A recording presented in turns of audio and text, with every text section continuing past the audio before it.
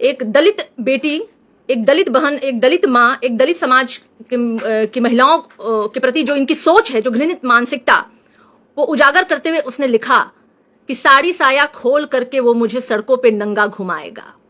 इतना ही नहीं, बात यहीं तक नहीं थी।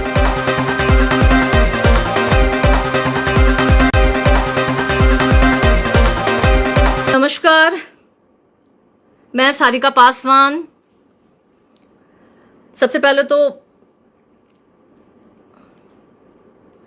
जी सबों को प्रणाम, जो भी हमारे इस लाइव में जुड़ रहे हैं हमारे साथ।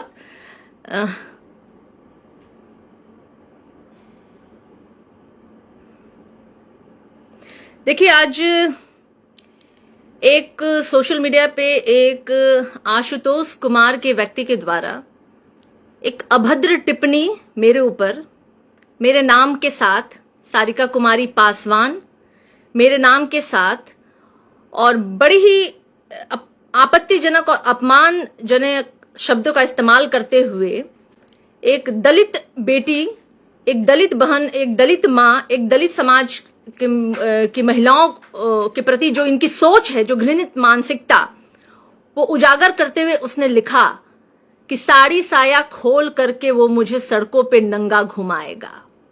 इतना ही नहीं, बात यहीं तक नहीं थमी।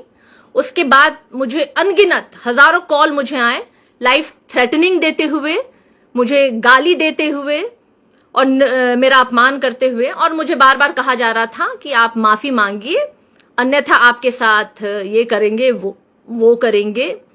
मैं पूरे हिम्मत के साथ, मजबूती के साथ मैं खड़ी रही अपनी बातों पे, क्योंकि मैं जानती हूं ये 1990 से पहले का दशक नहीं है, 1990 के बाद का दशक है। ये देश, ये समाज और हम वो है ना जो हमने भीम की रोटी खाई है। हम बाबा साहेब भीमराव अंबेडकर के आदर्शों पे चलने वाले हैं। हम, हमारे गार्जियन, हमारे अभिभावक लालू प्रसाद यादव जी के दिए हुए मजबूत अधिकार और उनके शब्दों के सहारे हम खड़े हैं आज, और ऐसी गीदड़ धमकी वाले लोगों से हम डरने वाले नहीं हैं। ये कह रहे थे कि साड़ी साया खोल के सड़कों पे घुमाएंगे।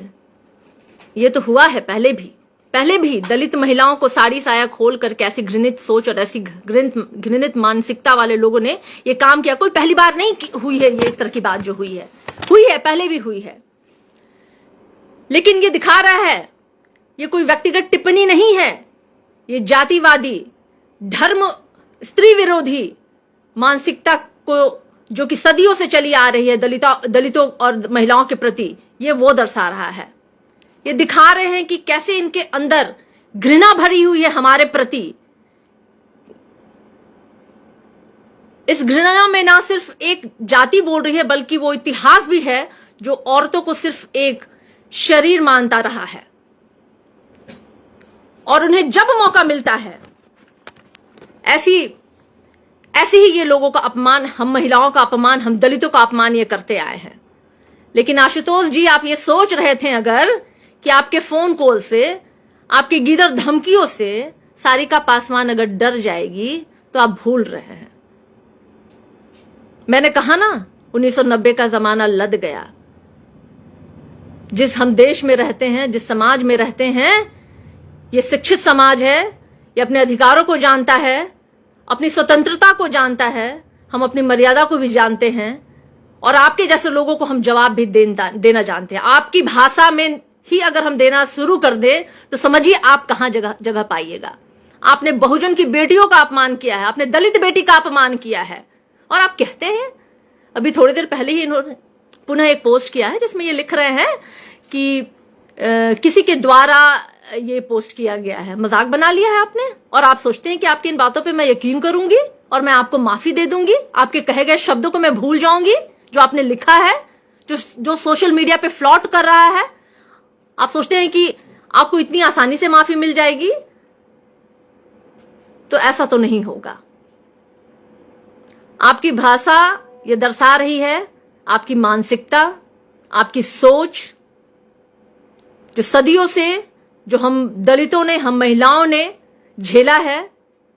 और सबसे बड़ी बात है कि आज बिहार में डंके की चोट पे सोशल मीडिया पे आकर के एक दलित बेटी को साड़ी साया खोल करके नंगा घुमाने की धमकी एक टुच्चा सा व्यक्ति देता है और हमारी प्रशासन चुप बैठी हुई है। चुप कैसे नहीं बैठेगी? अभी कुछ दिन पहले तो एक बच्ची का बलात्कार हुआ, उसकी हत्या की गई, लेकिन कुछ नहीं हुआ। प्रतिदिन बच्चियों का बलात्कार और हत्या हो रहा है बिहार में, लेकिन हमारे मुखिया, हमारे प्रदेश के माननीय मुख्यमंत्री नीतीश कुमार जी और उनकी नाक के नीचे काम कर रही प्रशासन जो है ना, वो सुध नहीं लेती है। और यही कारण है कि आज ऐसे गुंडे और मवालियों का मनोबल इतना बढ़ गया है कि वो लाइव में आकर के धमकियां देते हैं। मैं तो एक बहुत सशक्त महिला हूं, मैं सशक्त महिला हूं, शिक्षित महिला हूं, अपने अधिकारों को जानती हूं, लड़ना जानती हूं, लेकिन उन महिलाओं का क्या, उन बच्चियों का क्या जो सशक्त नहीं है, जो अपने लिए लड़ नहीं पा रही हैं, जिनको दिन दहाड़े घर से उठाया जा रहा है, उनका बलात्कार किया जा रहा है, उनकी हत्या की जा रही है। उन गरीब दलित बहुजन की बेटियों के लिए कौन लड़ेगा, कौन बोलेगा? माननीय मुख्यमंत्री जी, मैं शर्म के साथ कहना चाहती हूं कि मैं ऐसे प्रदेश में ऐसे हमारे मुखिया हैं जिनके नाक के नीचे बहुजन और दलित की बेटियों को और बहनों को खुलेआम ऐसी धमकियां मिलती हैं और प्रशासन और सत्ता जो है वो चुप बैठी हुई है। ये बात सिर्फ मुझ पर नहीं है, ये हर उस महिला, हर उस दलित बहुजन महिला पे सवाल बनता है। ये जो खुल करके जीना चाहती है, जो स्वतंत्र माहौल में जीना चाहती है, वो बेटी, वो बहन, वो मां, लेकिन ऐसे लुच्चे, ऐसे टुच्चों की वजह से भय में है, डर में है। जो भाषा है उसे पुनः मैं कहूंगी कि एक बार लोग देखें और पढ़ें कि किस तरीके का भाषा का इस्तेमाल उसने एक दलित बेटी के लिए किया है। मेरे लिए नहीं सिर्फ है, वो संपूर्ण बहुजन की बेटियों के लिए है, वो दलित की बेटियों के लिए है।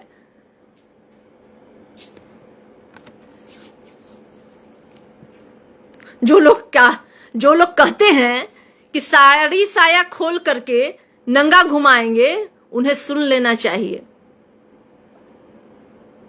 ये कोई पहली बार तो नहीं है, दलित महिलाओं के खिलाफ यौन हिंसा कोई अपवाद भी नहीं है, ये परंपरा रही है इनकी। और इस सोच की जड़ें जो है ना, वो बहुत गहरी हैं।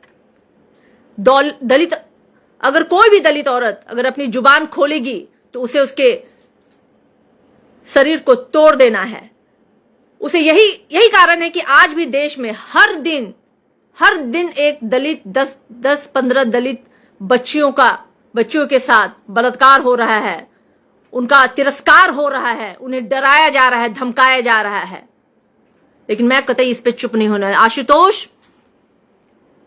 आपको माफी मेरे तरफ से नहीं मिलेगी, कतई नहीं मिलेगी। आपने जो बोला है, जो आपने लिखा है, इसका जवाब आपको देना पड़ेगा। लेकिन आप एक बात जरूर मैं कहना चाहूंगी, खुले आपको चेतावनी देती हूं कि जिस मर्यादा को आपने तार किया है, जिस लिमिटेशंस को आपने पार किया है, समझ लीजिए, अगर हमारा समाज उस दायरे को तोड़ देगा तो आपके लिए कहां जगह बचेगा।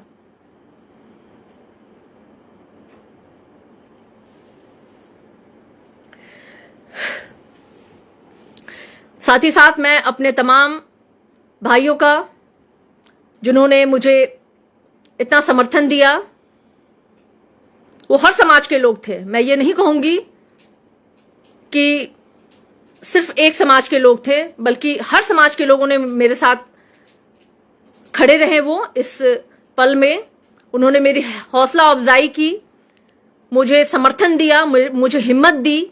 इसके लिए मेरे तमाम समर्थकों को, मेरे साथ खड़े हुए लोगों को धन्यवाद तहे दिल से।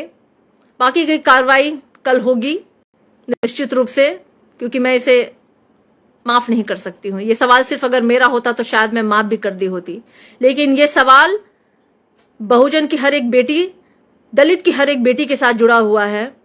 ये सवाल उस मानसिकता का है, उन मनुवादी सोच वाले लोगों का है, उस मनुस्मृति को, कानून को मानने वाले लोगों का है, जो महिलाओं को एक तिरस्कार का एक वस्तु समझते हैं। इसलिए कतई मैं आपको माफ नहीं करूंगी।